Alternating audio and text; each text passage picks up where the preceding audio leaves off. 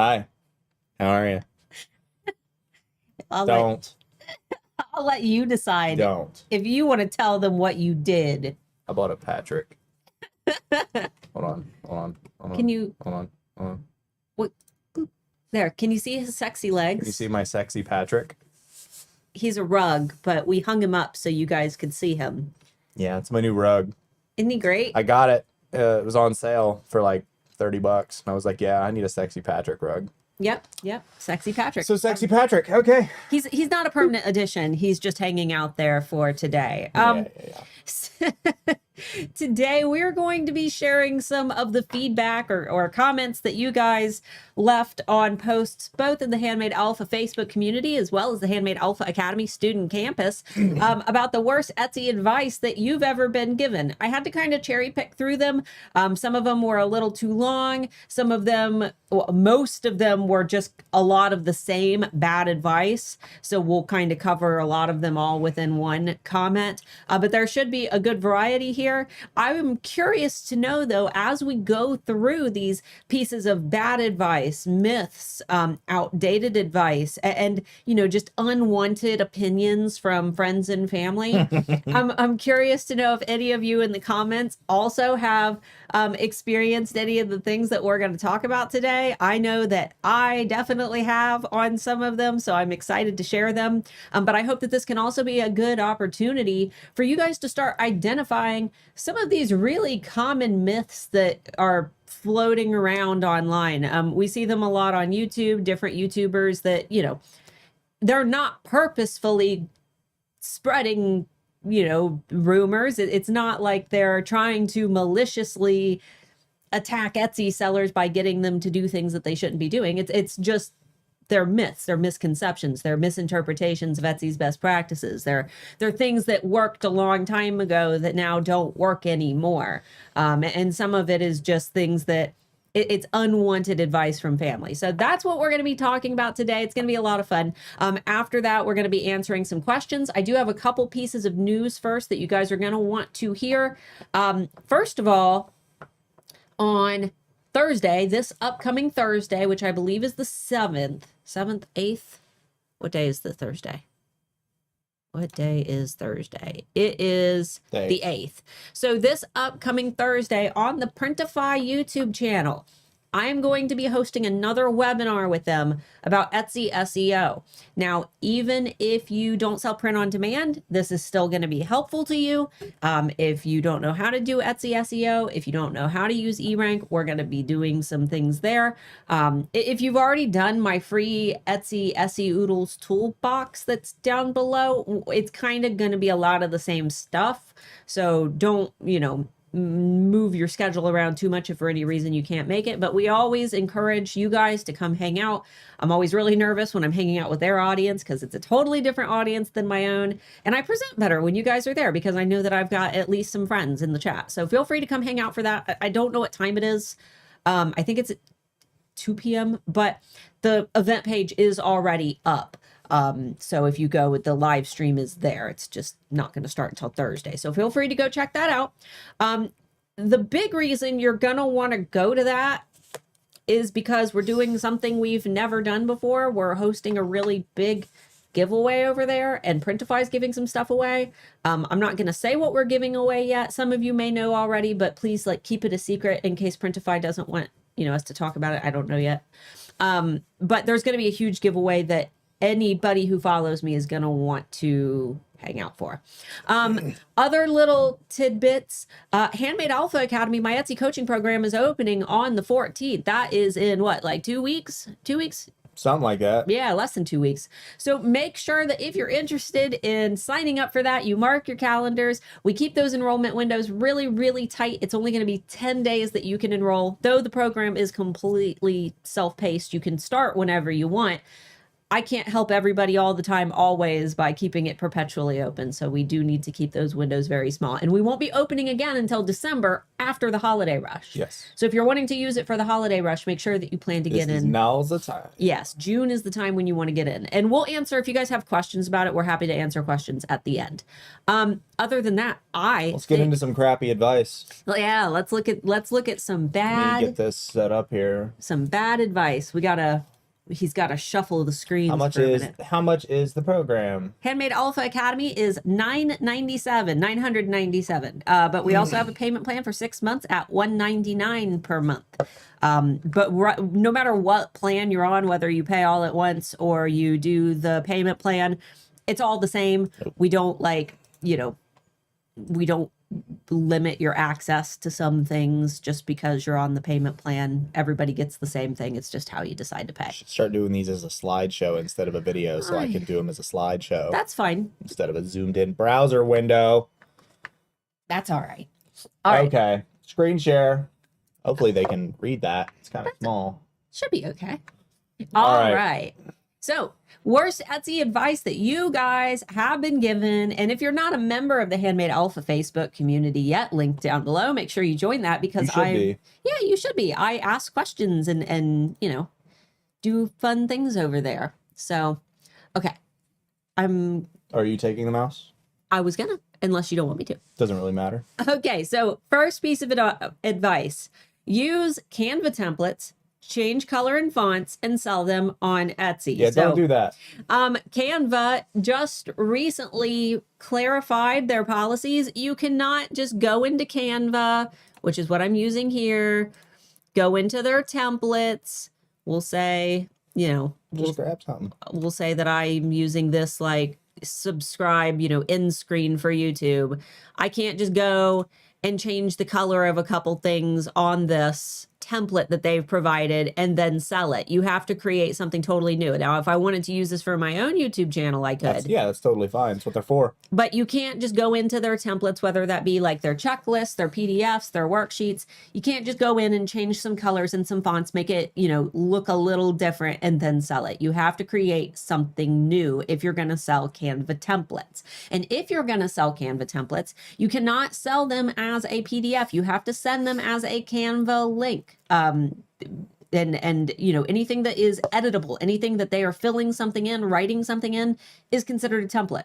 Something that is not considered a template is like an ebook that they're just reading, that they're not writing anything in. So templates must be sent as links. Okay. Next one, change your tags every holiday. In late March, change them all to include Mother's Day gift. In October, stocking stuffer, etc. Did this for several months on all of my listings back in 2019. Don't do that. Now, if you've got listings that aren't performing at all and you want to experiment with some holiday themed keywords, not a big deal.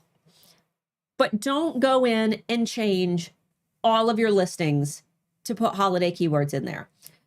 For one, you risk, if you've got all of your, tags filled out, and you're removing a tag, there's always the risk that you're going to remove something while you're trying to make room for that new term. You could remove something that you were being found for. Best practice when it comes to Etsy SEO, don't touch listings that are already doing well. If you want to experiment some terms, or if you're listing something brand new and you want to add stocking stuffer in there, that's totally fine. No biggie. But don't change all of your listings at once for any reason, unless, you've had some like big supplier issue where you actually have to go in and, change things due to, needing to be accurate in terms of what you're selling. But in terms of the algorithm, we don't want to go in and make big changes all at once. So, yes, okay. For questions later, just put them in the chat. Yeah. Next. All right. So this is 3 pieces. Keep prices low, add new items all the time, and make a wide variety of items so you have something for everyone. So keep prices low.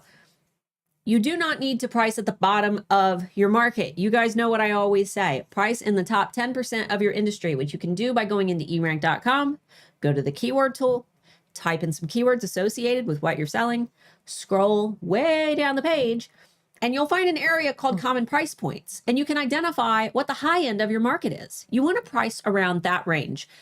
Etsy isn't the place to compete in pricing. It's the place to compete in quality, in branding, in good customer service, in overall customer experience, and great packaging. Don't try to compete in pricing though, because if you end up on this race to the bottom, you're never going to feel like you are gaining momentum and you're going to burn out. Add new items all the time. There are multiple variants of this particular piece of advice. Most of them are basically stating that you have to have so many items to be successful. You need to add an item every single day. You need to add 2 items a week. You need to add this. They're all wrong. There's no magical like number of items that you need to have in your shop. Obviously, the only rule is that if it's not in your shop, you're not selling it. Exactly. Obviously, if your shop is empty and there's only 1 or 2 things in it, yeah, it's gonna look a little barren and people aren't gonna spend as much time in there. You know, you want to have a shop that looks like it's stocked, but there's no magic number, nor is there any magic benefit to, you know, listing new items all the time. You go ahead. Make a wide variety of items so you'll have something for everyone. Again, niching is very important, and I made a whole video about it on Tuesday that you guys should go watch. It's really short. But basically, when you define your niche, you're going to find more shoppers that have purchase intent. These are shoppers who are actually ready to buy. You're going to connect with your buyers so that when they look at your brand, they know that, hey, this is for me. This shop is for me. And you're going to stand out in a sea of competitors.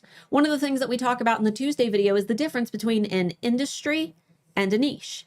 Shirts are not a niche. They're an industry. Mugs are not a niche. They're an industry. Crochet is not a niche. It's an industry. It's the niche within those industries that makes you stand out in industries. If you say my industry or my niche is shirts, I can never compete. Well, no, of course you can't compete in a niche of shirts. Everybody sells shirts. There's, you know, probably how many shops on Etsy sell shirts? You're not going to compete in shirts.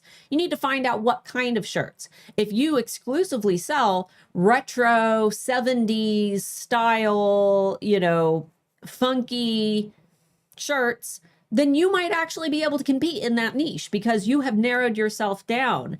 Trying to make something for everyone ultimately is going to appeal to no one. You don't want to be that creator of all and master of none. So if you want to sell at a flea market, go to a flea market and sell everything. Yeah, exactly. So if you guys have questions about niching, make sure that you check out the video that I posted on Tuesday because it goes a lot more in depth. They said, and then send them marketing emails that send them to my Shopify store after that. I don't know what you're referring to. Yeah, I'm not sure what that was tied into. Anyway. Let's see. I was invited to an Etsy team called Daily Etsy Sales. No joke. Everyone was encouraged to put daily Etsy sales in their tags. So this used to be a big thing where everybody would put like a special term in their tags. And then other people who knew that special word could only shop from those people, which, you know, in theory, if you had a big enough community of people who only wanted to shop from other people in that community, like if we all put alphas in our tags or handmade alphas in our tags, in theory, we could all just shop from each other, which would be cool, but we're all sellers. So shopping on Etsy isn't our primary focus. It just feels like a waste of tag space. It's probably not going to hurt you that much, but it definitely seems like a waste of keyword space and a waste of time. So not something I would encourage. Now if you guys do want to look at other alpha shops, we over on Instagram use the hashtag handmade alphas, and that keeps you from having to use up keyword space over on Etsy. And you can just sort through other alphas using the hashtag handmade alpha. So you can follow them on social media and check out what they're doing. That's an option, but we're never going to have like an alpha Etsy tag that everybody uses. I don't think that would be beneficial to anybody. I was once told that I shouldn't build my time into my pricing. Your time is so valuable. Your time is valuable. That's so crazy to me, especially what about those of you who crochet like big quilts and it takes you hours and hours and hours? Absolutely build your time into your pricing. If you don't know how to do this, I recommend checking out the eRank profit calculator. It's an awesome tool. It will allow you to give yourself like an hourly wage. It allows you to factor in things like Etsy fees. That way you can appropriately price your products. I think that it's a great resource for anybody who isn't quite sure how to build their time into their pricing. All right. This is a big one. The constant suggestions from my superhero loving family to just make and sell Marvel stuff. Why won't you do that? You'd make so much money. So we're always going to have people who come to us, not just family, but, you know, people who ask us for custom orders. Can you make me this? I won't tell anybody. Can you please put this design? Can you please put, you know, this superhero? You have to ask yourself, is catering to this singular person worth risking my business? Because yes, you might make some money doing it. Yeah, for sure. But what happens when they leave a good review? What happens when they post photos on their social media? What happens when they tag you on social media and there's a direct tie to what you did and what you made? You can't expect your family members and friends to understand the ethics of copyright when they're pretty much blasted with copyright in front. Right. I mean, you walk into a mall and see the guy making Marvel shirts there who is blatantly just violating copyright law, but nobody's going to do anything about it because it's not on the internet. So people are used to just being able to buy whatever they want from whoever they want because it's not enforced in the physical space, but it is enforced in the digital space. Absolutely. So you need to be really, really careful. And we had an alpha who created some type of product with like a beer logo. I think it was like she was creating like kind of like bar signs, like man cave signs, or maybe it was bottle openers. I can't remember the specifics, but she posted them on her private Facebook page, like her personal Facebook page. And the beer company somehow found the photos and sent her a cease and desist on her private Facebook page. Probably somebody on her profile. Yeah, who worked for them. Can't trust everybody. Absolutely, positively, do not create products that could get you in trouble no matter who asks for them. I know that it sucks, but say to them, you know, I have to follow the laws. You know, I understand that you want this product, but I have to abide by the laws. I legally cannot do this for you. Let's see. This one was funny. I threw this one in because I just thought it was a little silly, but I'm going to add an air of truth to it. Okay. If you don't have any sales in your shop, it is probably because you have negative energy around you and you should purify your energy before you list more items, which, okay, this one sounds silly. However, there's a big however here.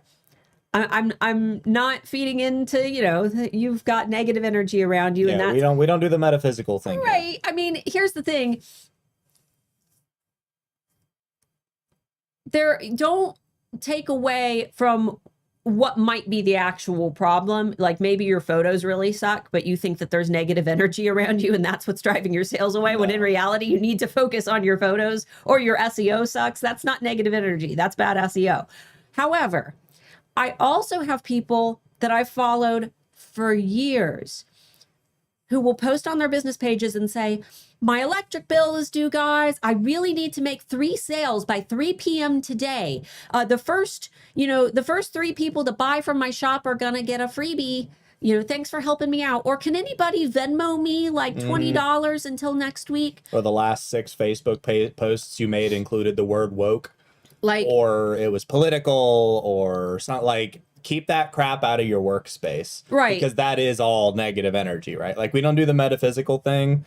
But if you're putting off bad vibes, it turns people off. Yeah, like I definitely believe in bad vibes and first impressions. You know, we say like, oh, don't judge a book by its cover, but we do. That's human nature. So you have to be really.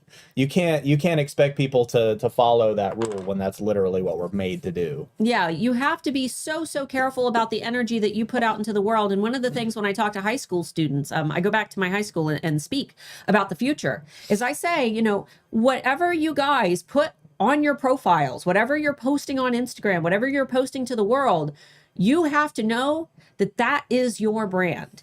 And when we're young, yeah, we're going to be posting all kinds of crazy things. Like Mark and I, dear God, I'm so glad that Instagram and stuff didn't exist when we were teenagers. Oh my God, yeah. That would have been bad. I get the edgy joke Yeah. era. I I still get in trouble for things I posted on Facebook 15, 20 years ago. right. Like, I am appalled when my memories on Facebook come up and I look at the posts I made even in my 20s. So I frequently tell these teenagers, like, you guys need to be really careful about what you post online because this stuff sticks with you. And people's opinion of you isn't a whiteboard that just gets erased from time to time. Like, it's a brick wall with spray paint that it takes a pretty long time for people to forget the crappy things that you do. So anyway, that's enough rant. Be nice. Keep the political and anti-woke stuff off of your Facebook profiles. Unless you're a political brand. If that's your niche. Yeah, I guess. If you're a niche catered around like political products or, maybe you're edgy. Yeah, maybe you make edgy, goofy content. Yeah, that's fine. But make sure it fits your brand. Don't throw in things like that if it doesn't fit what you sell. You know what I mean? So make sure that it all ties together. Yes, we have Fern, but spreading it is how people learn about it and make them more famous. So we don't talk about it here. Yeah, it's bad. He's a bad fella. He is a bad fella. I don't really know. Keep all of your. Okay, so this is one that I wanted to kind of counter a little bit. Keep all your listings to have one in stock, so every time you sell one, you'll get a boost for restocking it. Now, I also included Lori's comment here for a couple reasons. I'll explain those in a minute. But Lori said, you do get a boost when you sell. It's not different whether you have quantity of one or more, though. I keep one quantity for scarcity and restock when it's sold because it's worked great for 5 years. So the misconception here is that if you only have one in stock and it sells, you'll get a boost, which is true. But that doesn't matter whether you have one in stock or 100 in stock. Every time a listing sells, it renews and you pay 20 cents and it gets its little boost in search every single time. That's why making repeat sales is really good for your shop because it gets a little boost every single time and it grows and grows and grows. So that's actually not necessarily a bad thing. Now, the reason that I highlighted Lori's comment is because a couple years ago, Lori had these, she still has them, but she makes these beautiful, like apothecary type jars. She does a witchy, pagan, shop. And these jars, she had one with a wolf face on it and I loved it. And she only had one. And I knew I needed to buy it really, really quick because I didn't want it to sell out. So I purchased it and I told her, I was like, Lori, I bought it. I needed it because I didn't want it to sell out. I saw you only had one. And she went, but did I really only have one? We see you, Lori. And then she listed another one. And that's how you know it works. Now, I don't recommend doing that on products that people are going to want to buy more than one of. If you sell things like sticker sheets, like charms, supplies, things that could be paired together, dishes, things that people need more of. Don't just sell one at a time. But if you sell one like big statue type thing or common sense. Yeah, one big, beautiful, giant, expensive necklace. Definitely consider listing one at a time. And knowing your audience too, like Sandra said, I never use the one quantity theory because my customers tend to buy more than one of a particular item. So even if it's not something that sells in a pair, if you notice that your customers order 5, 6, 7, 8, 10, 20 at a time, probably not best to list them at a quantity of one at a time, but you won't know until you start making sales. Absolutely. All right, we are on 9. Let's see. Hey, I bet you could make and sell this thing, even though it has absolutely nothing to do with your shop and is a craft you have no interest in. God, this one. Yeah. I know that, a lot of times these comments come from family members. From a place of love, usually. Yeah, people who follow you on social media. Hey, you should make this. Hey, you could make this. Hey, it would be a great idea is if you made this. But just because that people are offering you, different advice, it doesn't mean that you need to take it, especially if it doesn't have anything to do with your brand. Listen to experts in your field. You don't need to take advice from everybody, especially when it comes to customers and family who know nothing about your business. They know nothing about your industry and they know nothing about Etsy. So be polite, say, oh yeah, that's a great idea. I'll write it down, but you don't actually have to do it. Blueberry woofles. I get this a lot from family. That's primarily where most people are going to get that from. It's either family or like that really close friend that has way too many ideas. Exactly. They just want to help. help, right? They think that they're helping, Like, but lay off the giggle lettuce. I'll do my own ideas. Thank you. the giggle lettuce. Add at least one item a week for eternity for Etsy to see your shop is active. Again, we're seeing lots of they're mainly like POD and digital channels that are telling people that you have to list every single day. While rules of or laws of probability might, dictate that, yeah, if you have more listings, it's more likely that you'll be found. Okay, that makes perfect sense. However, 2 weeks ago, we had a seller in our chat, they might be here today, that was spending hundreds and hundreds of dollars on listing fees and not making any sales at all because they were trying to list every single day because someone told them that that was the only way to be successful. That is not the solution. There's no magical algorithm that's making sure that you're uploading a listing every day. That's not how it works. Etsy says that they like to see shops that are active. Active does not mean listing every day. Active means updating your shop announcement. Active could mean freshening up your SEO on some listings that aren't doing very well, or adding some listing photos to some listings that need them, or updating your about section, or adding listing videos. Active just means active. It doesn't mean listing something every single day. If you've got things to list that you want to get listed, that's fine, but don't do it just for the sake of making sure that you're listing a new item every single day. That can get expensive really, really fast. And if you're not selling, then that means that you don't really have like a proof of concept. You don't have a proven product that you know does well. Therefore, again, you're just kind of throwing spaghetti at the wall. You need to make sure that you find something that does well and then try to make more products like that. Emlyn Rose Cottage said, I get that a lot about soap fragrances. I used to make them in the fragrance thinking they would buy them and the soap would just sit on the shelf. Yeah. I now tell them that I'll make the soap if they buy the whole loaf. I know that soap comes in a big brick, but the thought of calling a big block of soap a loaf just made my day. So I appreciate a soap loaf. He loves the word Yo, I'm going to loaf. go to the store and buy me a soap loaf. A soap loaf. Soap loaf. I'm a dirty boy. I need a soap loaf. Soap loaf. I'm gonna say that a lot now. Soap Should be loaf. like Goofy Mechanics gift. It's like a whole soap loaf that you drill a hole through and put on a rope. A soap on a rope, but a loaf. Soap loaf rope. Now I want one that's shaped like bread. Bread. I had one slide on here twice. You did. Okay. If you add letters or something on copyrighted art, maybe change the original about 30%. It's okay to sell because it's your creation, not theirs. The person was talking about Disney. My attorney told me so, so this is legit. Your attorney is wrong. Your attorney is not correct and you need a new attorney. My favorite thing is that people automatically assume that a college degree in law makes you an expert in everything. Your attorney can be wrong. Yeah. They're frequently wrong. That's usually why one side wins and the other side loses because one was more right than the other. That's very true. You can't change something Disney a little bit and make it yours. You can't make Mickey Mouse's ears a little bit bigger and make him purple. And we won't get into the parody discussion because that gets complicated real fast. Yeah, you can't put Mickey in, in a different outfit and suddenly sell it. If it looks like Mickey, Disney's going to say, nah, that's Mickey. And Disney's going to come after you. That's Schmicky. That's Schmicky. Yeah, that's Schmicky Schmouse. Say soap loaf 10 times fast. So do soap loaf rope. Soap loaf rope. Soap loaf rope. Yeah, I can't do it. You need to remove your personality from your store. How? Your personality is one of the things that makes your store shine. Now, again, if you sell cute little baby outfits, so cute, and your whole about section is like about your political beliefs, then maybe that's not the personality you want incorporated in.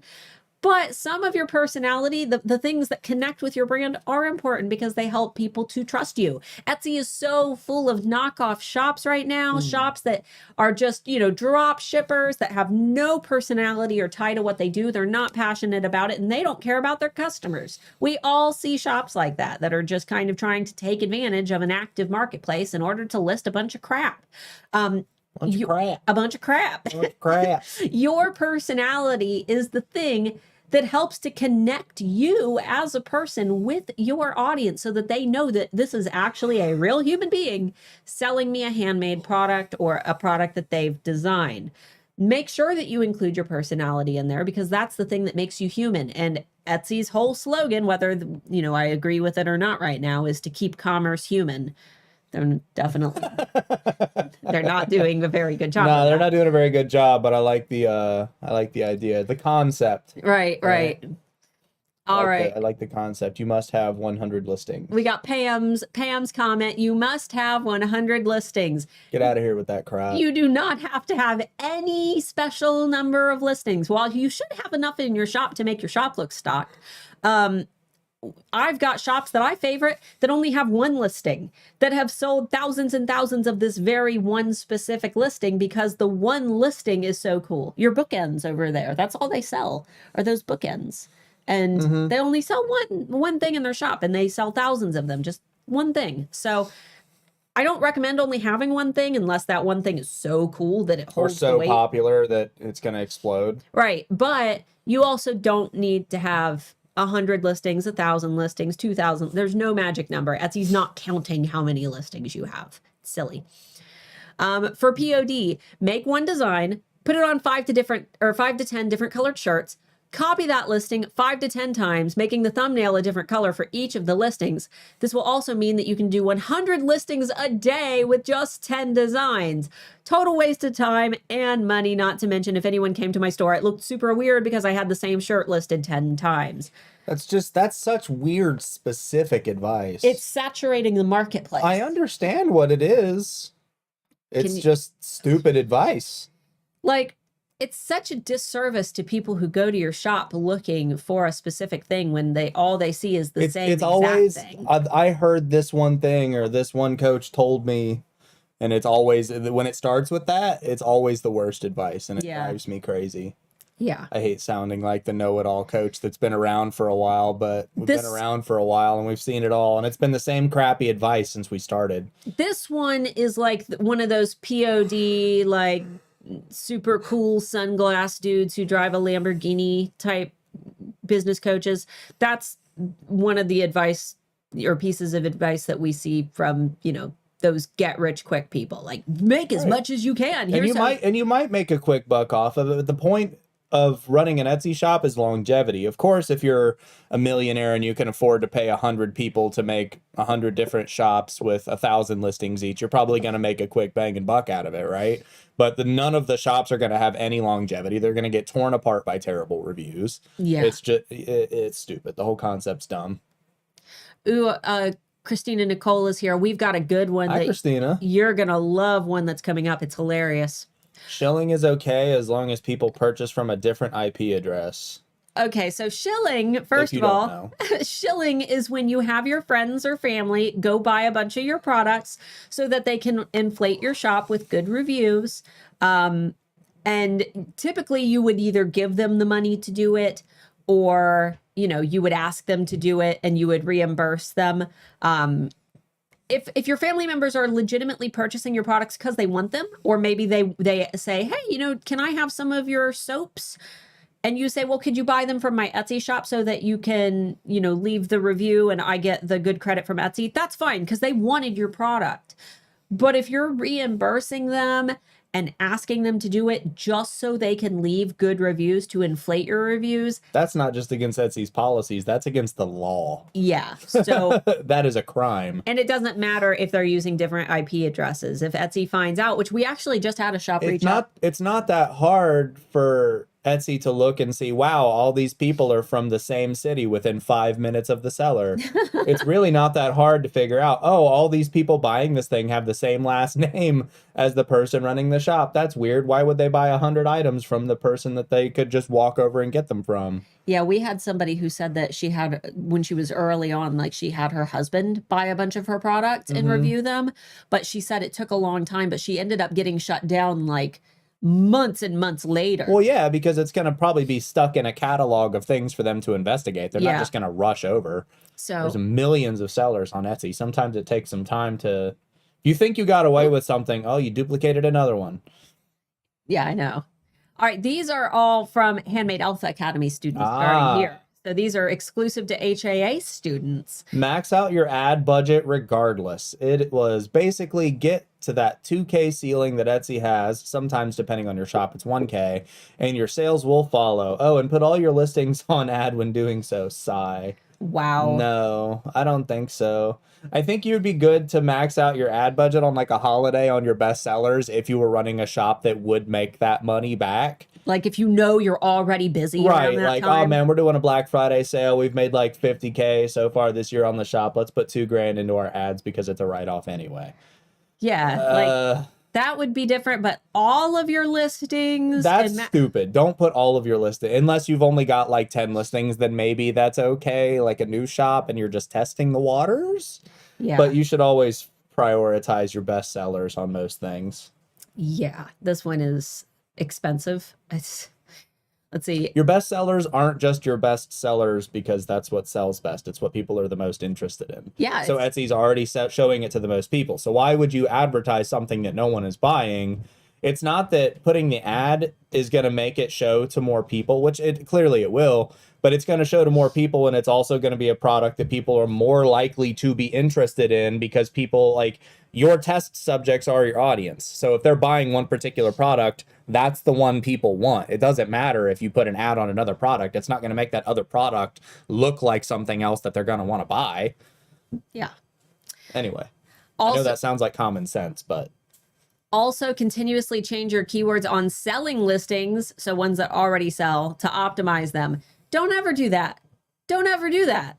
Don't ever do that. If it's selling, don't do that. Don't touch it. Don't touch it. Don't touch it. Don't touch the tags. Don't touch the title. photos are okay. Photos are okay. Descriptions are technically okay. You can tinker around with those a little bit. Yes. Pricing's okay. Shipping's okay. Don't touch your tags and titles. I also want to catch something because I had a couple people say, oh, I had my husband buy a couple shirts. We're not talking about people that had like, oh yeah, my mom bought a shirt and I had a couple friends. We're talking about people that have like somebody go in and buy out like their whole shop, like continuously purchase things to make their shop look like it's active. Don't worry about, you're not shilling if you have a couple friends buy your stuff. Like, right, because it depends on if they actually bought your stuff because they wanted it. If you said, here's $20, go buy this $20 shirt, you can't do that. That's that guru that says to max the ad budget just to show Etsy that you're willing to pay top dollar for your ad placement. That's stupid. Etsy doesn't care. You know how many corporate companies sell on Etsy that probably max out their ad budget every day? You're not showing them anything. Yeah, it's stupid. They're not looking at that. That's called grasping at straws. Okay. Oh, Christina, here's the one for you. You'll love it. Pictures don't really matter if your stuff is cute. Put your product on your leg or something to make sure it's not blurry, but it doesn't matter that much. Now, if you got a good looking leg. Now, Kat sells, she sells like flower crowns. So I can understand like someone saying like, just put it on your leg. It looks kind of like a neck. Yeah, it looks kind of like a neck. But she got her products in Dollywood. Like, you don't get your products in Dollywood by representing them by on taking your leg. On your leg, a blurry photo Again, on your leg. You've got a nice leg. Yeah, unless some people got a nice leg. Not a lot of people got a nice leg. But some people got a nice leg. You got a nice leg. Just one, though. Just one. Just one. Just a singular nice leg. He's got two. He's got both legs. The other one sucks. Don't talk about him. Yeah, don't talk about the other leg. He's downright offensive. He is. We don't talk about him. Run a perpetual sale on Etsy. Not allowed, and it cheapens your handmade items. Yes. So, not allowed. Technically, at least in the US, you can't just always keep everything on sale, but I don't think that there's any Etsy limitations that say you know. Yeah. I don't think that you're gonna get arrested for keeping your shop on sale all the time, but there is a little bit of psychology here when it comes to anchor pricing, and that's something that we cover in Handmade Alpha Academy. When you go to, I don't know, Louis Vuitton, and you find a $4,000 handbag, you say, wow, look at this awesome $4,000 handbag. If you walk into Louis Vuitton and that $4,000 handbag is on sale for, I don't know, $500 for Black Friday, and you buy it, you don't tell all your friends, look at my beautiful $500 handbag. You tell all your friends, look at my beautiful $4,000 handbag, right? You still value it as a $4,000 handbag because that was a one-off quick little sale. Now, if someone goes to your Etsy shop, they see that your $100 product is on sale for $50 and they buy it. Cool. That's fine. They might still say, oh, look at my $100 product. But if every time they go to your Etsy shop, they notice that those products are always on sale or that everything in your shop is on sale, they're going to start valuing the product at that sale price and not at the original price. And we all know brands that do this. Bath and Body Works, for example, their 3-wick candles are $26. I never buy those candles at $26. No way. I wait until they have one of their sales where they're $13 or $10. And I say, you know, these are $13 candles. These are $10 candles. My brain never thinks like, oh, this is almost a $30 candle. If that were the case, dear God, how many of those candles do I have We'd be broke. Like, we'd be broke. Yeah, I buy so many candles. But I value those candles at about $10 to $13 because that's the price that I always buy them because they have sales so frequently, and a ton of people do that. They never buy them at full price.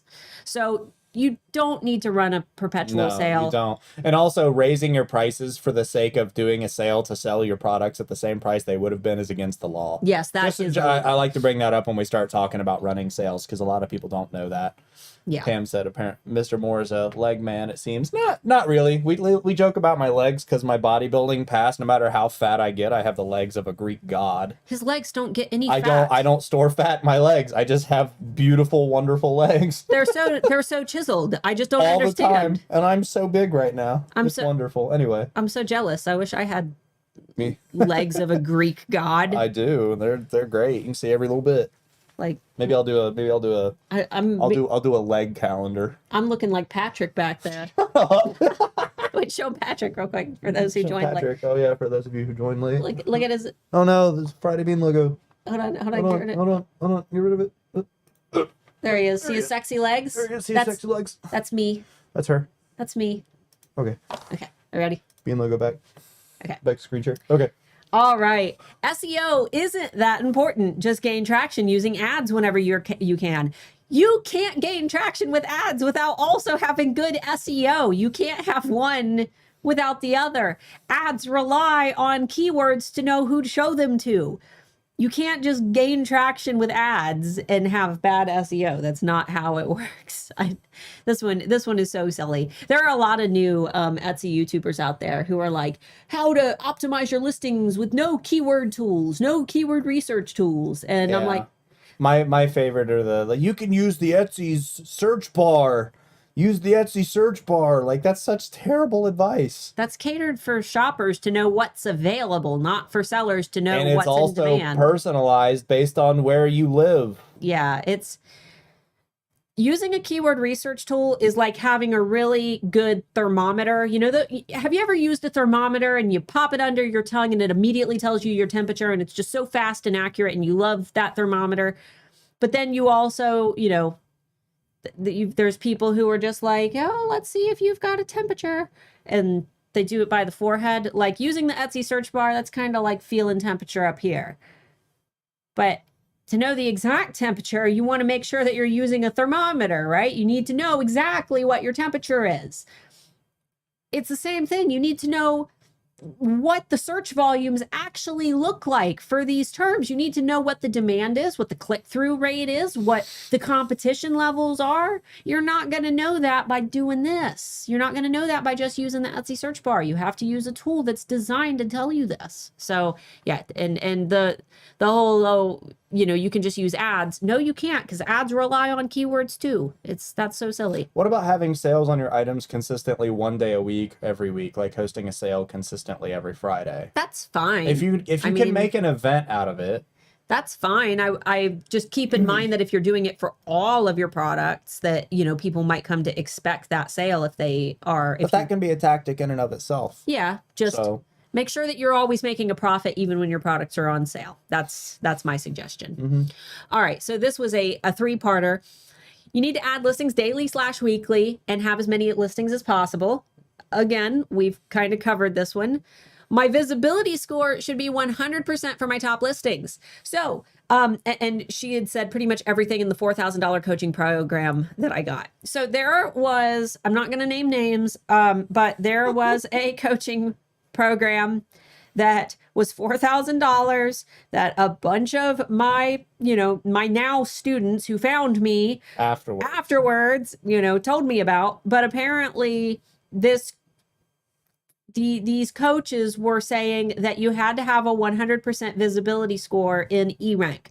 Pam, are you here? When have we ever seen someone get a 100% visibility score on E-Rank? It's like next to impossible because it's not a real time thing. It's based on the entire history of your listing since it was first created. So to get 100%, I mean, that listing would have to be like the greatest listing in the world from the moment that you published it. Don't focus on that. Don't focus on trying to get 100% visibility score. It's not that important. I think that a lot of people assume that that's like their SEO. Oh, 100% visibility score means that my SEO is good. It needs to be 100%. It's just not how it works. And be really, really cautious of coaches. This particular coach, they made refunds impossible to get for their program. Literally the exact opposite of everything that we do. Yeah, they gave really bad advice. It was just be careful. Be super duper careful. That's why the entire reason we try to be as transparent as we can. Yeah. I mean, even $1,000 for our course is a lot of money. And I even said, I'm like, I hope that this coach did your laundry and your dishes too. I was about to say, for $4,000, you better take me out on a date too. Yeah, Good God. Our course is $1,000, and I mean, I would come cook you dinner. Dang, if they lived local, yeah, I'll come cook you dinner. We'll come cook you dinner. Don't make that promise. We have so many people that live local. I'm gonna end up having to cook everybody dinner. You're right. All right, let's see. Okay, I really like this one. If you're selling a gray cat figurine, go ahead and use other product types in your tags. So use keywords like gray cat SVG or gray cat shirt, hoping that the person will see your listing and be persuaded that they need your gray cat figurine instead of the t-shirt or the SVG that they were originally planning to buy. Okay. First of all, you're targeting customers who aren't looking for what you sell, which isn't good. Second of all, you're confusing Etsy's algorithm that is trying to decide who to show your product to based on the keywords that you've placed into your listing. And if you are putting shirt, SVG, figurine, Etsy isn't going to know what the heck you're trying to rank for and what the heck they should be showing you for. That not good practice at all. You're not targeting customers with purchase intent when you do things like that. And you're confusing Etsy and probably not going to rank very well in search because Etsy isn't going to know what the heck it is that you want to be known for. And then again, use the Etsy search bar for your tags. Whatever autofills on the Etsy search bar as you're typing means that those are the best tags. So no research on how those words actually perform. Exactly. Again, it's like checking forehead temperature. Couple of small things. Yeah. Certified Som, could you email me at support@handmadealphaacademy.com? They said they have 4 100% visibility listings and have no idea how. They're my best sellers, best viewed, but nothing phenomenal. Maybe they're just really old. I'd like to pick that apart if we could. If you could email me, I wouldn't mind talking with you. We're managers at E-Rank. We work for E-Rank, and I'm curious to see, like, I always like to break this stuff down because if we can figure out a way to do that, that could be something that we can incorporate into training. So yeah. Starla at Handmade or support? Support specifically, because Starla at Handmade I only look at twice a week. Yeah. Email us at support@handmadealphaacademy.com. And I'll probably get back with you on Monday. I would definitely love to take a little peek into things. I really appreciate that. I believe you. I just want to take a look at it. Oh yeah. Myself, oh yeah. We're not discrediting it. I'm curious, genuinely curious. Maybe we can set up like a Zoom call or something, because I don't want to log into your E-Rank, but no. I mean, technically I could just look at it from my side. Yeah. But then we had one specific question. I just got done looking through the seller handbook. They said they're English, but they live in France. So they want to sell lots in France. Do I want to put all listings, keywords, etc. in both languages so that I get customers, or is it automatically translated? It's automatically translated. And in Etsy's seller handbook, they actually say not to put multilingual things in your listings. So Yep. if you're going to do a language, you should do it. You can have different listings with different languages. I wouldn't duplicate them into different languages, but you should not use more than one language in a listing. Right. Well, what they say is that whatever language you selected when you set up your Etsy shop is the language you should use, and then they will translate the rest. Yes, exactly. So whatever you filled out when you first created they'll your shop. translate it. But terms like I won't get into that today. It's a really deep discussion, but no, you should be fine just using English. Yeah. I did get a new tattoo. It's not finished yet, so I'll show it off when it is. All right, copy competitor listings. We talked about this a couple weeks ago when we did our Etsy,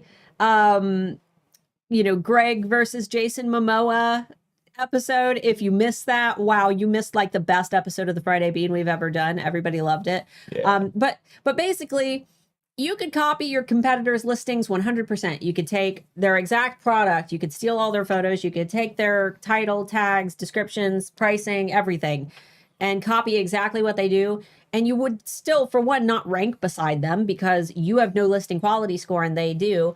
For two, I mean, it's just not a good practice to steal what they're doing. And for three, if you're not already, trying to generate momentum in the same niche that they are, you're really not going to accomplish much by just stealing what they're doing. And like I said, again, it's just not good practice to go and do that. Marina and Emily, could you email me as well? Emily said she has 7 and Marina has 8 with 100% listing visibility score. So I want to investigate. If you could also email me, support@handmadealphaacademy.com. I'll probably just look at the back end and E-rank and take a look at your guys'. Yeah. All right, let's see. Why use that Trello and other apps to remember, schedule, and plan? You should remember all that in your head. You're a young, capable man. Oh my God. Says Alex's family. And Alex See, I hate scheduling apps. I really do. I don't like having to use them, but I think it's just a man pride thing. I like to be able to remember things. But boy, it gets to a point where you just can't. You just can't do it anymore. You have to have that help. Gotta envy those people who are able to remember that much in a day. I wish. But that does not mean that you have to. And then this is our last one.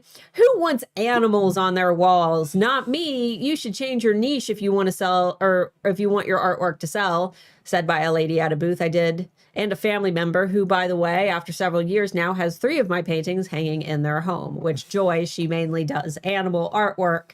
And they're basically saying that they should. That's such a weird. Who would say something like that? Tons of people want animals on their walls. We have animals on our walls. We have animals on our walls. Yeah, not down here. Down here, I was like looking around. No, upstairs we got lots of wolves on the walls. So yeah, weird piece of advice. Guys, you can go ahead and stop screen sharing. Was that it? Was that the last one? Yeah. Okay. So thanks so much for hanging out. We are now opening up questions. Feel free to ask us anything, whether it's related to this topic. If you've got questions about my Etsy coaching program, that's going to be opening on June 14th for enrollment. You can learn more about it by visiting joinhaa.com. Can you drop that in the chat? No. Feel free to check that out. But if you have questions about it, I much prefer answering those here face to face rather than by email. I'm not super articulate today, but I feel like answering them face to face just feels way more natural to me. Oh yeah, 100%. I hate answering emails. Who likes answering emails? Nobody likes. Well, I do. I love I really emails. don't. I hate answering emails. Yeah, so feel free to ask me here if you have questions about it. If you've got questions about Etsy, SEO, marketing, Making biscuits. feel free to drop those into the chat. We did have somebody ask where to find visibility score, and I can't remember offhand. Pam, are you here? Do you remember where it's located? I need to see the screen because offhand I cannot remember. Or somebody, I mean, you guys are all looking at your visibility scores now. I had a lady tell her son, "You don't hang art in a bedroom," when I was at a craft fair once. Could be a religious thing. That's kind of Some weird. some very heavily religious people are against hanging pictures of like faces or animals up in your bedroom. I don't particularly know why, but I've heard it numerous times. We don't hang pictures of family in the bedroom. I read because it's weird. Well, I read a book about it, like a about building like a better home, and there was like a whole thing about like, you know, only have pictures of you and your partner in your bedroom. Don't put pictures of like your kids and stuff in your bedroom. there's a psychological reason for that. You're also not supposed to have a TV in your bedroom. Should be reserved Sleep and love for sleep and marital / extramarital situations. Extracurriculars. We don't judge. Some people do the extramarital more than the other one, but it's a lifestyle, I guess. How do you find visibility score on E-Rank? Yeah, I'm waiting for somebody to. I think a couple people already did. Active listings. Yes. Okay. So go into your active listings tab. Up under your listings tab, there should be a thing that says active listings, and click on that. I'm new to Etsy. When I put my store name in search, it says 0 results for shop names containing my name. Does this take time? It can, but make sure you're also putting your shop name in with no spaces. Yeah, because Etsy reads it with no spaces. Sometimes it's just hard to find. We've had plenty of cases where we've tried to find shops in the Etsy search bar and haven't been able to find them quickly. So I'm not sure why sometimes they're so hard to find. I had a lady tell, we already read that one. I have 2 at 98%. I do make a lot of TikToks with these listings. Maybe that has something to do with it. It could. If those of you, we'll try to collaborate and figure out what specifically gives you a higher visibility rating. Ooh, we're going to do some science. We're going to do some science. Yeah. Next week, probably on Monday, because we have a lot of work we got to do this weekend. I'll hit everybody up and we'll try to see if there's anything common. I'll check out your social medias and your E-ranks and your tags. We'll get Anthony on a call and see. Yeah, why not? Have some fun. Is there an app or tool that can pull Etsy orders into a Kanban board like Trello? Also, I'd like to be able to print off a list of orders. That I don't know. Because that would be extracting your buyer data, like, you know, things like their addresses and stuff. So I don't think that you're allowed to do that. Ask this again. Are we able to send them to a landing page for email sign up that's hosted by the same domain as our Shopify store? Or does it need to be totally different domain from my Shopify and then send the marketing emails that send them to my Shopify store after that? So if the landing page that you're sending them to is through your Shopify, but there aren't products for sale on that page, it's just your sign up form, that should be fine. I would make sure that you own that domain and it's not like, you know, got Shopify anywhere in the domain name, because Etsy might see a Shopify link and immediately be like, yeah. So make sure that you own the domain name, even if you do a domain redirect. Can you then send them marketing emails to your Shopify store? Yes, because once they're on your email list, you own that contact. That contact belongs to you now.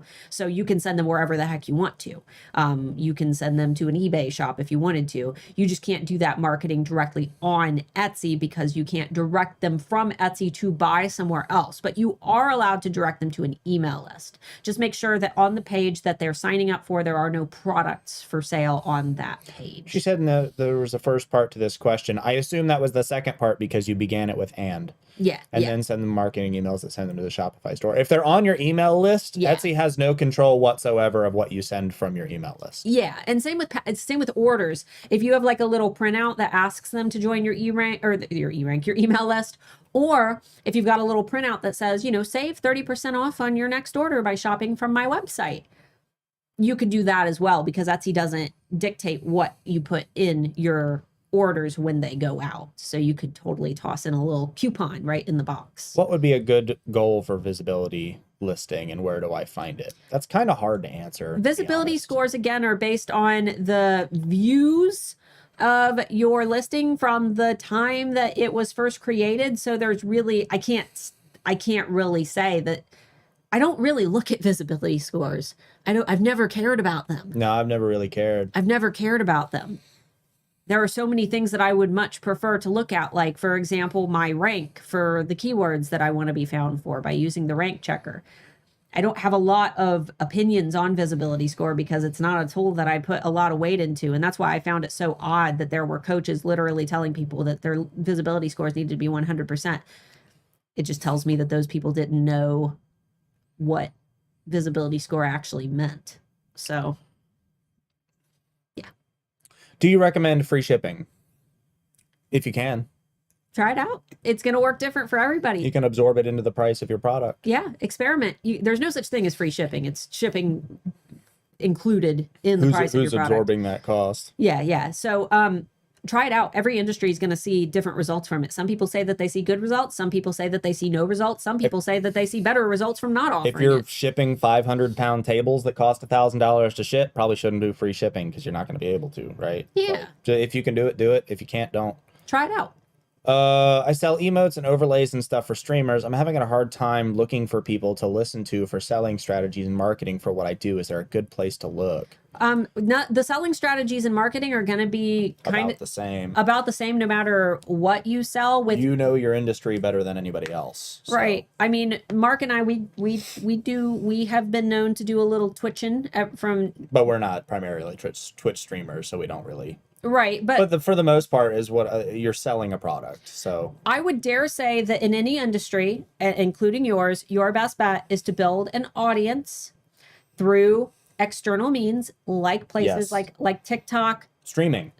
I think streaming is the best way to go. When you look at people in the digital space, and I watch more streamers than you, so I feel like I have a bit. Yeah. Most of the companies that do this kind of stuff, the companies that do the like streaming music, the companies that do the overlays and all those stuff, the majority of those people are established streamers who have a presence within the stream community, and then they sell those kind of products. It's not that you can't sell that kind of product, but tech dorks like us like to hear from people who are also involved. If you're just selling them and it seems like you have zero experience whatsoever, it's going to be harder for me to trust you. So, I mean, stream yourself designing them. Yeah, stream yourself design. You don't have to be a gamer. If you sell stuff for gamers, that's fine, but you don't have to be a gamer.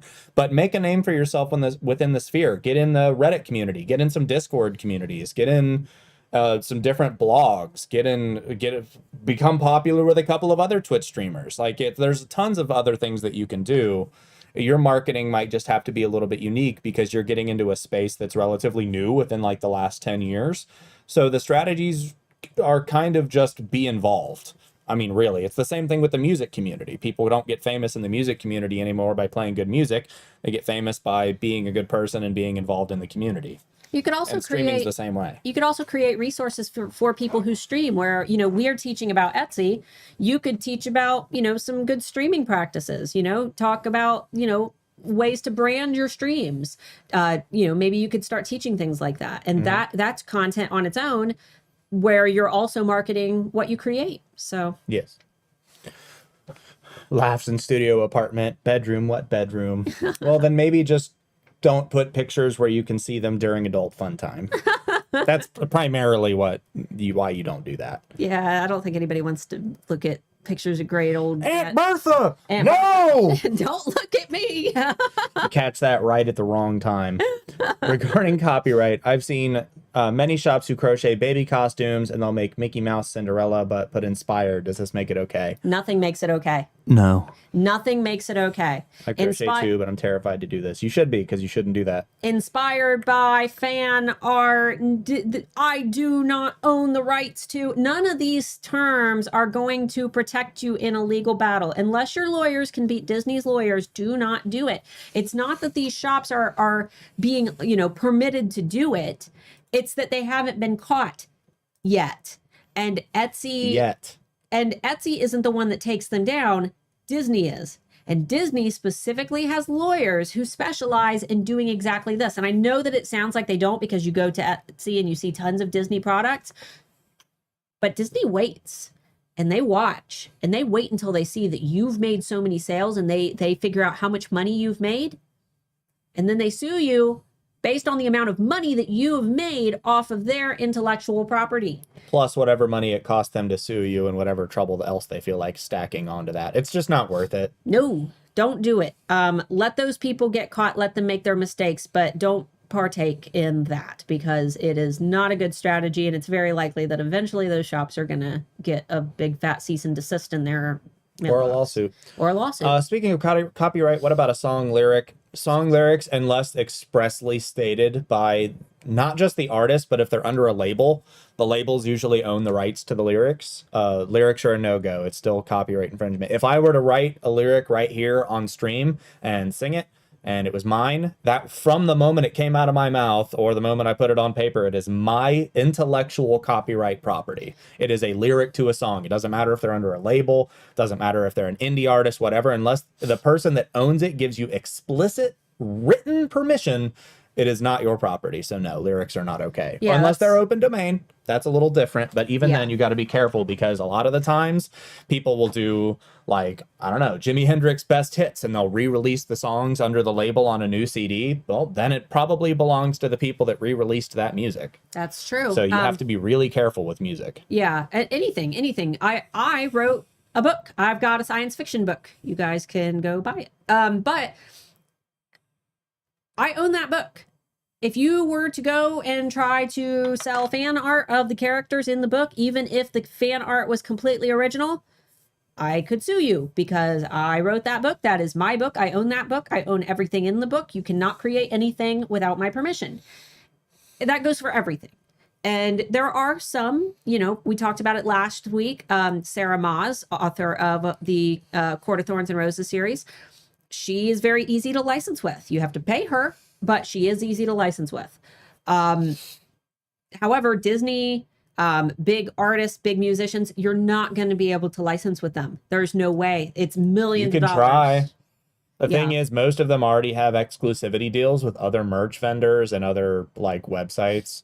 So chances of you getting it before a big corporate company that does it for a living that buys licenses and then sells that stuff is pretty low. Yeah. I sell stickers, notebooks, cards, digital products, and mouse pads. I've gotten 2 faves, 1 sticker and 1 digital in 6 months. Is this an indication that I should double down on those 2 sections? Not necessarily. Okay, so those are not niches. Those are industries. Notebooks are industries, stickers are industries, cards are industries, digital products, mouse pads, those are industries. What is your niche? You need to figure out what your niche is. Do they all have cute little animals on them? Well, then your niche is cute little animals. Are they are they all pink and cute for like girly offices? Well, then your niche is pink, cute, girly office decor. You need to figure out what your niche is, because all of those industries can fit into a niche. But if your brand is scattered all over the place, then you're likely not standing out to anybody. I highly recommend going back and watching the video that I published on Tuesday that says, does the Etsy algorithm favor niches? Because that one is going to cover all the do's and don'ts of niching. When someone favorites your listing in Etsy, does it help boost your listing in the algorithm? So if you post your listing on like Facebook, for example, and all your friends go and favorite your listing, no, that doesn't help because that's gameable, right? That you could just post that in a group of 1,000 people and they could all go favorite your listing. That doesn't help you. What does help you is if somebody types in, blue mug on Etsy and you're selling a blue mug, and they favorite your listing after typing in blue mug because they found your blue mug, Etsy's able to kind of match that they searched for a blue mug, they found your blue mug, therefore it must mean that you are most definitely selling a blue mug, and that can help your listing a teeny tiny little itty bitty bit. Not a whole lot, but it can help if they found your listing based on the search that they made.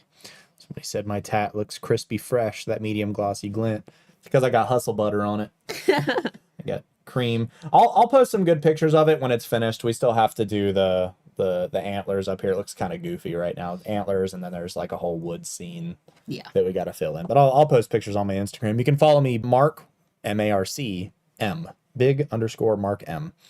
A lot of Trello animation is possible, tools like Zapier, but it may require a computer science degree to build, and it depends on Etsy's API. Yeah, that doesn't sound like it to me unless you were selling it as like a service. Yeah.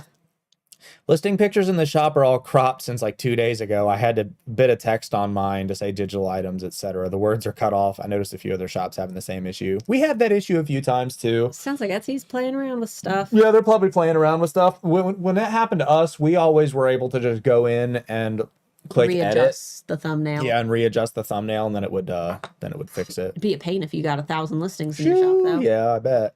I wouldn't go change everything right away, though, because what if Etsy's just testing something for the weekend, which sometimes they do, maybe I would let it sit for just a couple days.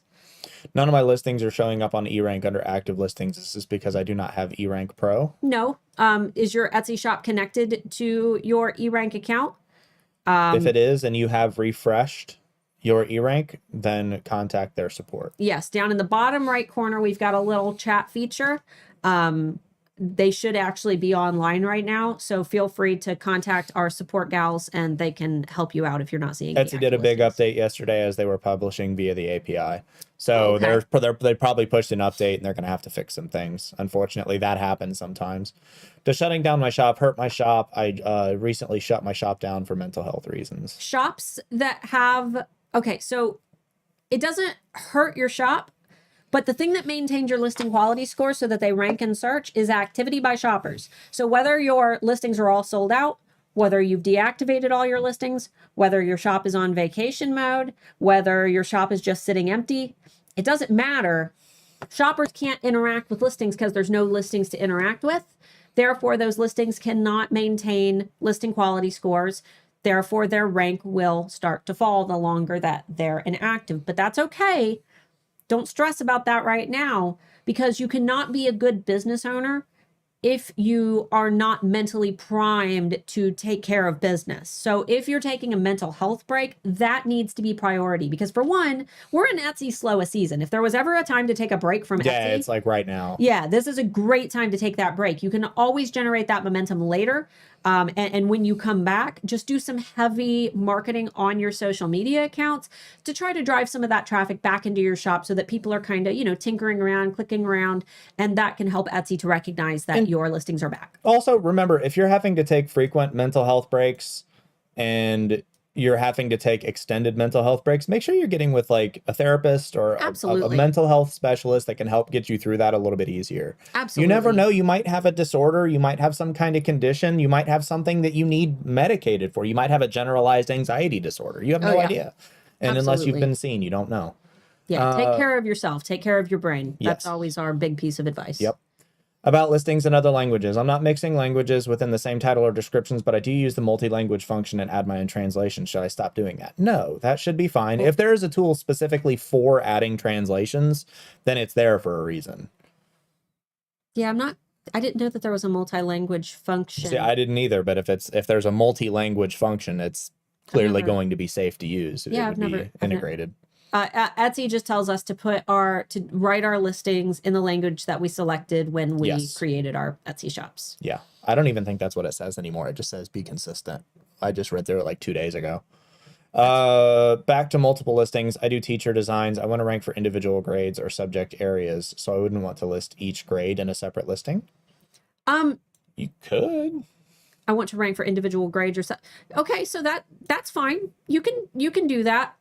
Because ultimately the products are different, right? Because if you're doing the different grades of the teachers, then those would be different products. I think that the difference in one of the mistakes that we discussed is more that if you offer 600 different colored shirts, you don't need to make 600 of the exact same shirt, just with the shirt a different color and list them all separately. If you want to do them by grade, that's totally fine.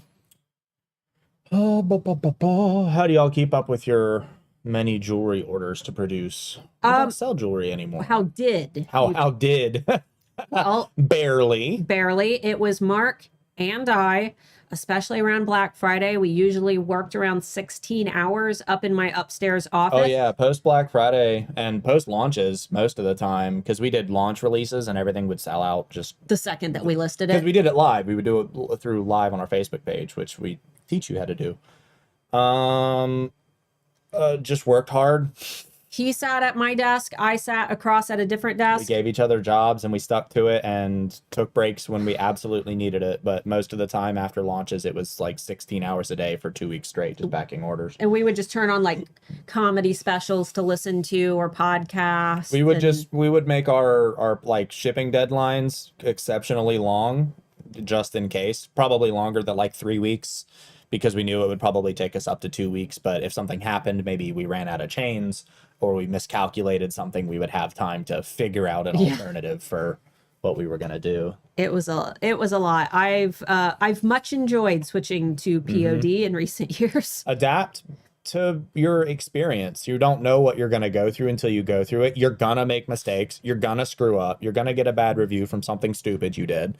It's all about it's not about the negative reception. It's about how you handle the negative reception when you screw up. Absolutely. Everybody screws up every once in a while. Own your mistakes. I'm a big fan of just being honest and owning your mistakes. Be an adult. Do what you got to do. Get it done. I saw on a Pat video past that you mentioned a website where you can look up whether a shop name was available on Etsy and social media sites. What was the name of that website? Brand Snag. Yes, you can. Brand Snag. If you've got an idea for a shop name, but you want to make sure that the shop name and all of the social media accounts and the domain name are available, Brand Snag. Do you recommend? Come on now. Do you have a recommended site to use for poll creating and emails? The ones I've tried to create a link and redirect my subscribers. I'm looking for something to code inside MailChimp. Dude, good luck. I've never seen that. If I had an email example of someone who's done it in the past, we could probably get into the metadata on it and figure out how they did it. But I would need to see an email that has an active poll coded within it. And I've never had one. Every time I've gotten one, you click it, like you're going to make your selection, and then it redirects you to something like SurveyMonkey. So I couldn't tell you offhand. I'm not sure. Should I try changing my photos? I've had the same photos for around a month and still no sales, and I feel like my SEO is good. You can, but just keep in mind that we're in Etsy's slowest season. Most industries are seeing slow sales right now. So I would not, assume that right now it's due to anything other than the season. Make sure that you go watch my video, not from this last Tuesday, but the Tuesday before. And I actually talk about all the things that are causing slow sales this season. Are you allowed to send your customers regular mail? No, not unless they opt in. You are not allowed to. I know that I think they're talking about physical mail, not emails. And US laws are kind of weird on that. I think it depends. If it's an ad, I think technically in the US you are. That's why we receive 50 stupid freaking things in our mail every week. They would need to go through the FTC laws and double check it. We're not versed on FTC stuff, so. Not on physical mail. So my gut's telling me you probably can't. Probably shouldn't. A thank you card might be okay. Yeah. Don't send ads, coupons, things like that, beggy kind of stuff. You don't want to offend anybody, but if you're sending like Christmas cards or something, it's probably okay. Again, look into the laws. We're not experts on that kind of thing. Not legal advice. Yeah, with physical mail, I'm not sure. Yeah, we never dealt with that. So, worst advice ever came to Etsy. I assume their advice from Etsy. Yeah, be careful with that. I assumed their advice was good, but a 4-day vacation hold caused my search ranking to drop when I returned. Sales went from $267 average a day to $20 every other week. Okay, well, that's totally explainable. They do tell us that vacation mode is not going to hurt your shop that much, but it's all about how you approach coming back from vacation mode. As I said previously, when your listings aren't available for sale, yes, the rank is going to drop because the listing quality score kind of falls asleep. And you have to tell Etsy that you're back in action and ready to sell again. And like I said, one of the best ways to do that is when you get back, start promoting on social media or host a sale to get people in your shop. Start listing, if you've got new products to list, do that after you've returned from vacation mode. That way you can, kind of wake up your listing quality scores. They don't go away. They don't start back at zero. It's almost like they just kind of go dormant. And you have to tell Etsy to put you back in search. Etsy's a minefield. You can really damage your shop if you don't know that. Yep, really is. You have to know how to interpret it correctly, and Etsy does a very bad job of communicating exactly what they mean. Don't they though? Like we have to decipher it and then explain it in an easier way. Yeah, that's kind of how being an Etsy coach has been the whole time, like them talking about conversion rate directly affecting your sales in the live stream. And it's like, yeah, you should elaborate on that a little more, because that's not really like, That's not how it works. not really how that works. Yeah. There's a shop that has 15,000 sales. It's full of these items. I don't know how many sellers are selling copyright infringements items. Some are star sellers. Okay, here's the thing. Never make assumptions. The shop that's selling 15,000 sales, again, sometimes Disney will look at companies, or Disney's the biggest offender, so we use them as I say offender, but the biggest company to uphold their copyright rights. Yeah. They might be watching the shop to see if they can hit them with a lawsuit, because there's a difference between somebody selling shirts that like occasionally sells 1 or 2 shirts here and there. They might just put in a copyright thing, get that taken away. But if it's somebody who, say, is a TikTok influencer with a couple million followers, and they decide to pop open a shop because instead of just talking about Disney in their TikToks, now they're going to start selling Disney stuff. Well, that's not somebody who's selling 1 or 2 listings. That's somebody who popped up and in the first couple of days made 5, 6, 7, 800 sales based off of that stuff. That's not something that a company is going to look at and say, yeah, we're just going to put in a copyright infringement. They made a ton of money off of somebody else's intellectual property, and they might be building a legal case against those people. It happens. I just made a video a couple months ago about a couple that got sued. And I mean, you can go back on my channel and watch it. This couple got sued because Etsy told them, or not Etsy, Disney told them to stop selling, and they didn't. Disney themed products. And they made a joke out of it. Yeah, and they treated it like a joke, and so, then they got sued. And they got sued. So it does happen. It happens. It just happens. Also, never assume. You never know. That person that opened that shop might be a multimillionaire that actually got with Etsy's lawyers and got permission to sell that thing. Probably not. Probably not, but you don't know. And I'm just using Etsy as an example, but again, like books, there you can get with some authors, you can get with some companies, and if your name is big enough, if you're somebody that's got 30, 40, 50,000 sales on Etsy, maybe you can get some Lord of the Rings licensing. Maybe you can get some Star Wars licensing. Don't make assumptions, because you don't know. The person that is behind that shop might have a conglomerate of like 15 to 20 Etsy shops that they run with a ton of different employees, and maybe they're a huge social media influencer that makes $1 million a month off of their social media and buys intellectual property rights to sell those things. We have no idea. Chances are, most of the time, that's probably not the case, but don't let yourself get upset at something that you might just be completely assuming and is not true.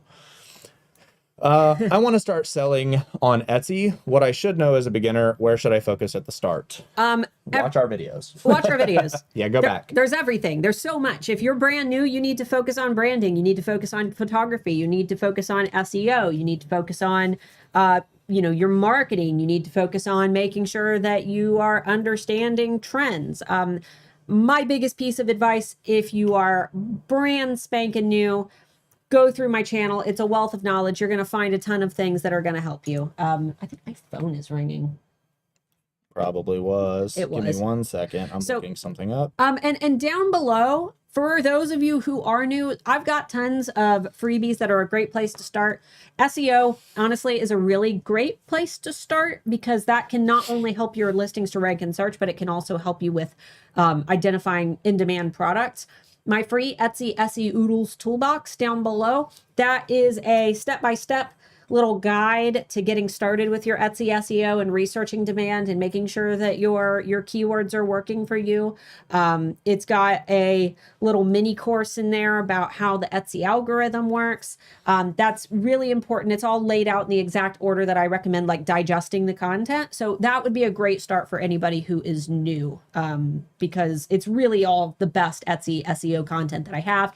And you get 30 free days of any of eRank's paid plans included with that. So, Christina, this was a good question, and I'm glad you asked it, because I can't answer this. I'm not sure if you can answer this, but how does Etsy not have a liability for trademark? How do they get around it being on their platform? I find that interesting.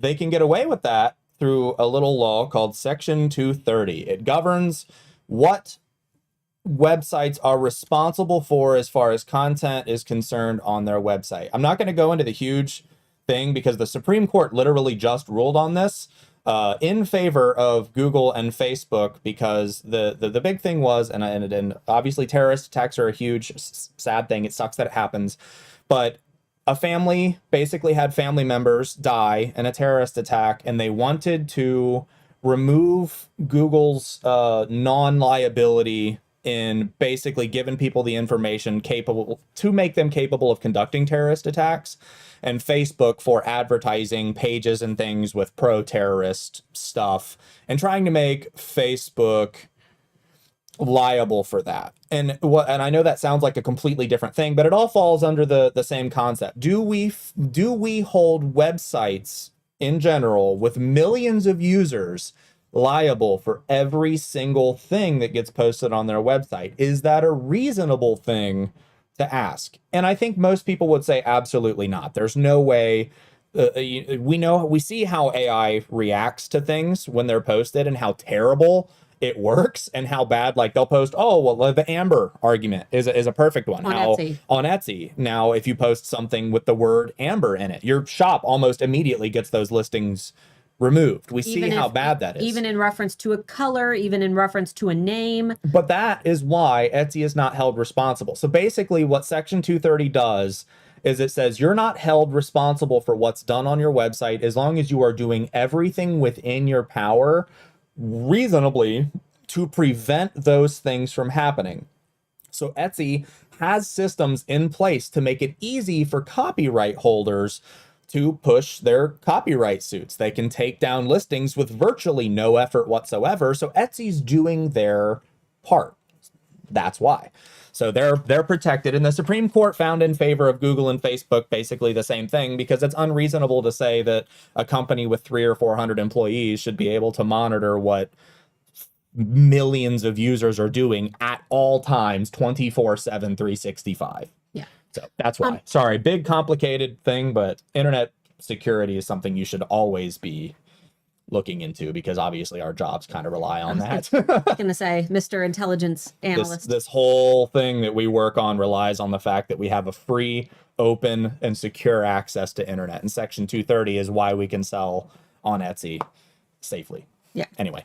I would like to acknowledge a comment that just came in from Julie. She said that she has the old Google Analytics and have been receiving emails about migrating to the new version. Should I do anything proactively or let Google convert me automatically, like they say in the emails? So here's what's going on with Google Analytics with Etsy.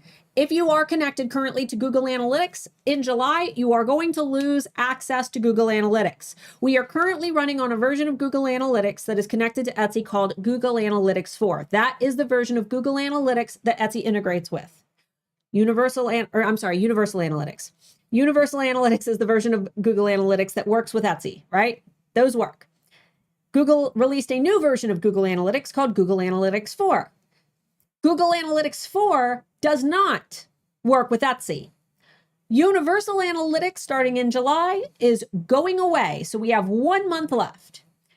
Once that goes away, unless Etsy integrates with Google Analytics 4, the new version, we will lose Google Analytics.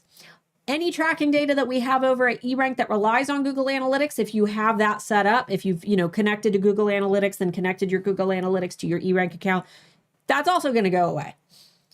We need, if you want to maintain Google Analytics, for one, don't go make the switch on your own, because you'll just lose all of that data. Yeah, if you don't know what you're doing, don't touch it. Well, it's not about not knowing what they're doing. If they switch it now, it's just going to, you're not hard stop. Hard stop on the data. Like, enjoy your month that you've got left of Universal Analytics. But I'm encouraging everybody, and Anthony Wolf is encouraging everybody to go, because it is bad practice for Etsy to have a monopoly over their data tracking, because we need to have the ability to look at second opinions. That is important when it comes to data. Being able to analyze second opinions, being able to analyze, multiple sources is important. Yeah, and they're dragging their feet updating this Google Analytics stuff. Well, there's a chance that they're not going to do it at all. And it's unacceptable. Yeah. So, I'm sorry. It's an easy thing to integrate, and it's unacceptable that they haven't done it. Yeah, so. Anyway, sorry. I don't want to get on an angry tech rant again with 1 minute left. See if we can get one more question in. We kind of already answered that. Could you sell copyright stuff through a listing that says custom item? No. No. You cannot sell copyright stuff. Get that crap out of here. Not even gonna justify it with any more of a response. Guys, I know that it sounds like we're being harsh. We're not attacking you though. It's illegal. It's illegal. It's and illegal. We're artists. I know you are just asking because you're probably new and you just assume, but like we're artists. We're all artists here. And I've been a musician my whole life. She's been an artist her whole life. Copyright is important, and it's important for a reason, because it's your intellectual property. It's personal. You're selling it and it means something to you. So even if it doesn't feel like you're doing something wrong, you're still hurting someone, and it's Right. never okay. And even if it's, people say, oh, it's Disney, it's $1 billion company. But the thing is, it's either all okay or none of it's okay. And if you don't want somebody stealing your intellectual property, you can't be okay with someone stealing someone else's, no matter how big that company is. They're still an artist with a pen drawing that art somewhere. It means something to someone, even if the company they work for sucks. Doesn't matter. It's still art. It's the same laws protecting them that protect you. They're not special. You have the same rights that Disney does. You just don't have the money to back it up yet. That's really the only difference. And there are tons of intellectual property lawyers that will support small cases if you have it happen bad enough. As a matter of fact, that's one of the biggest things that you can do. If somebody steals your stuff, you can contact them first, should always be your first thing, then report them to Etsy, and then after that, get an attorney. If it's bad enough that it's actually taking money away from you, you have every right to get a copyright or a personal property attorney and sue. You have that right as an artist on Etsy. And they had asked again, what about motivational quotes or affirmations? You've got to look that up on your own. Yeah, you got to look that kind of stuff up, unfortunately. You need to go into the trademark database and do that research on your own. You've got to look that stuff up. Johnny said you wouldn't download a car. You wouldn't download a car. I would download a car.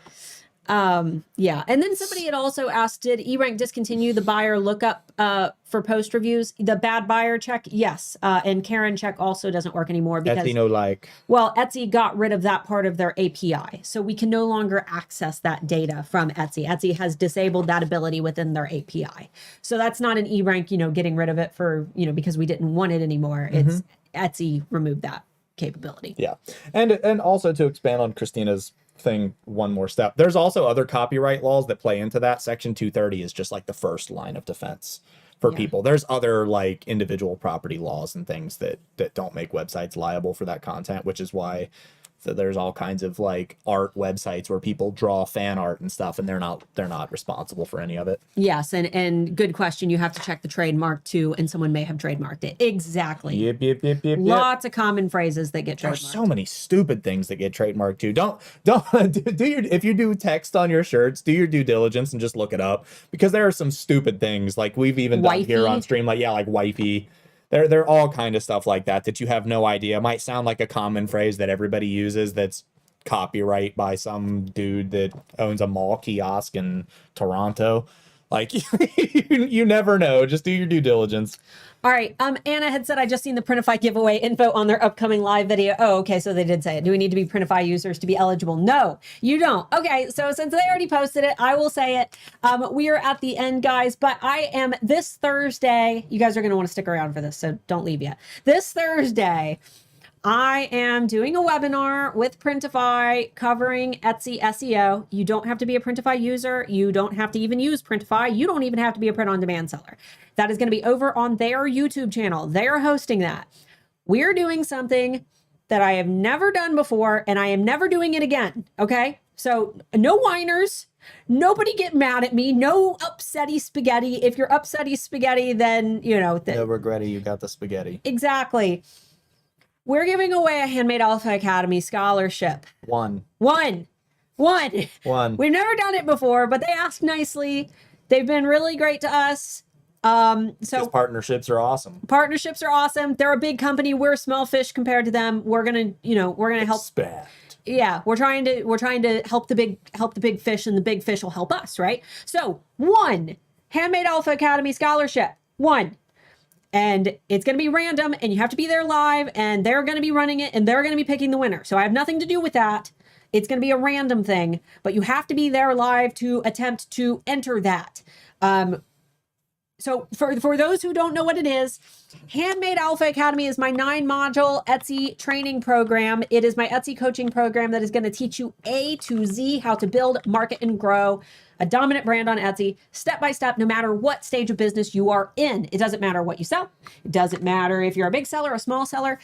It is going to help you build a foundation of brand psychology. So basically, you are going to create a brand that is psychologically appealing to your audience, both across your shop and your marketing.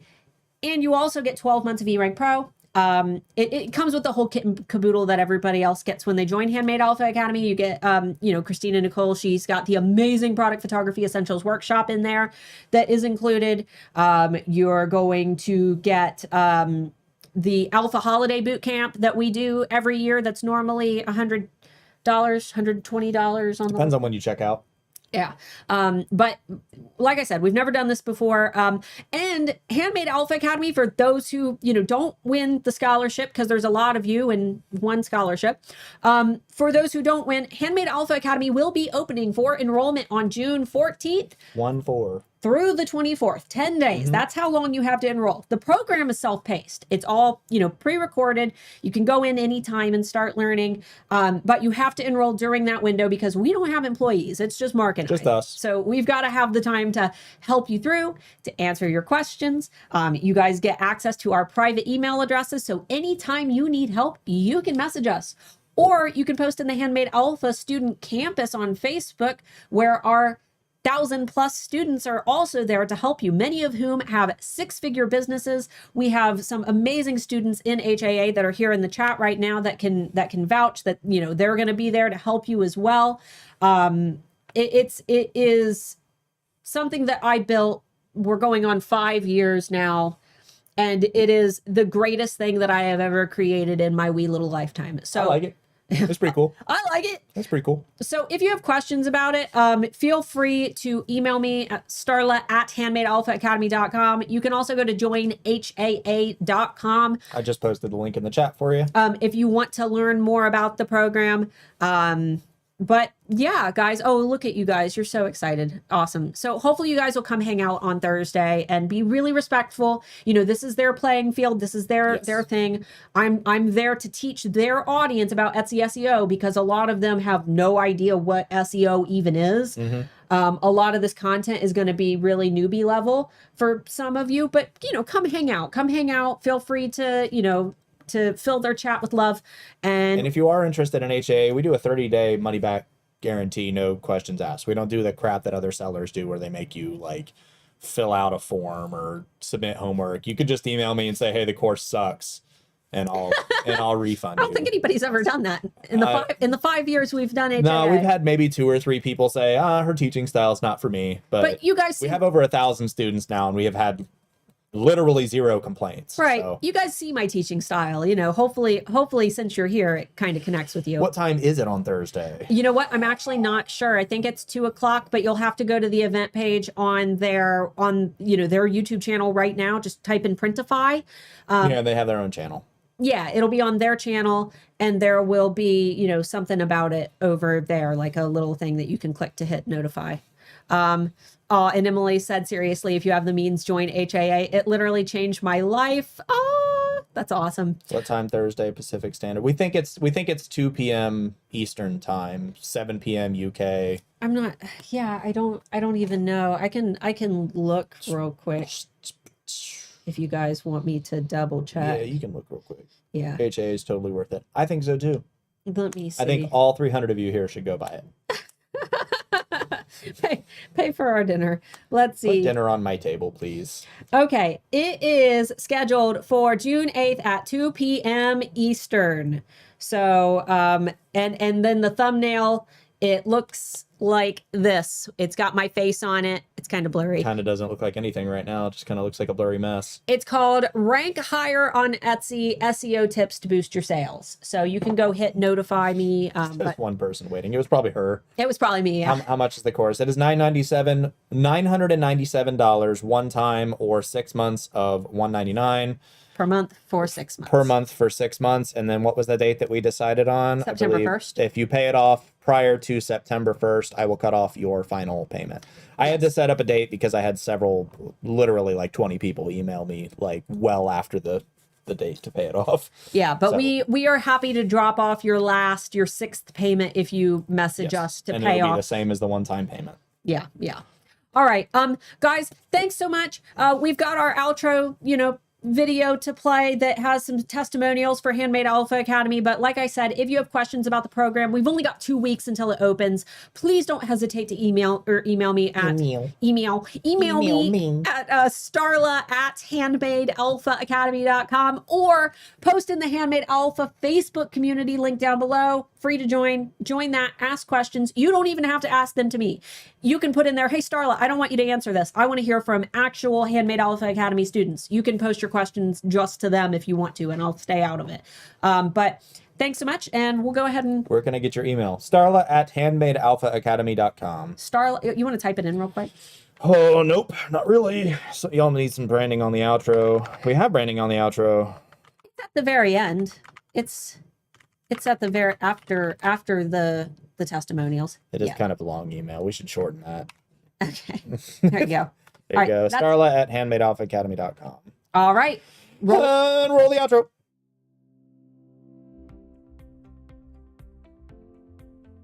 I have become a better person through HAA. What I really like about Starla is her honesty and transparency. There's so much that she gives to people for free. I'm like, this is an incredible framework for me to build into and adjust to and adapt to and all these things that I would have never been able to figure out on my own. I was like reinvigorated about my business when I started HAA. Our armor was featured in Lucifer season 5 finale, and the main actor got to wear things that we created here. Part of the reason why we were able and ready to do such a thing was because of the alphas. Joining Etsy, joining any online platform, you have question after question after question. HAA has been the one place where I've got answers for nearly all my questions.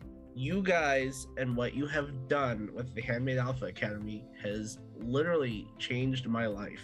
And you get continued help no matter where you're at in your Etsy journey. That was probably the biggest selling point for me. The way you teach it, it's simple, it's down to earth. I can comprehend it. That's one of the things I love about your teaching style. I don't think I ever could have done it without being in the HAA. Your step-by-step steps were fantastic. I don't know how you could not succeed by following the step-by-step really instruction of how you lead us through HAA. The first 4+ years that I was on Etsy, I think I had 37 sales, and we've gotten well over 1,000 since then. I think I'm up to 1,200. Self-paced, there's an amazing Facebook group that will help you. Invest in yourself. It's worth every penny and so much more. I look at my Etsy shop and I look at my website and I am just in awe of what I have done. And I just look at it every day and think, wow. I actually think that for what you get, you guys are really, really not charging enough. I hate to say that. I've had thoughts to myself where I've been like, I'd give you guys $3,000 for this course. I see how valuable it is. 2020, I did maybe $3,000. 2021, I did $10,000. HAA for me paid back for itself 6 weeks after I signed up for it. I definitely recommend it. If you can invest the money, the time investment is not too bad. Well worth the money. There is nothing in all that I've taken that I haven't been able to use for my business. Absolutely, just do it, because there's what do you have to lose? And it's everything you need in one place. It's hard to buy an education that will teach you practical skills like we learn in HAA. Take the plunge, do it. First off, the money back guarantee is really a selling point for me. She knows so much about marketing and branding and the psychology behind it. So that's really good knowledge to have, and she's so willing to share that. So I would tell everybody out there that's thinking about it, if you're ready for this step and if you're ready to grow yourself and your business, it changed our lives, honestly.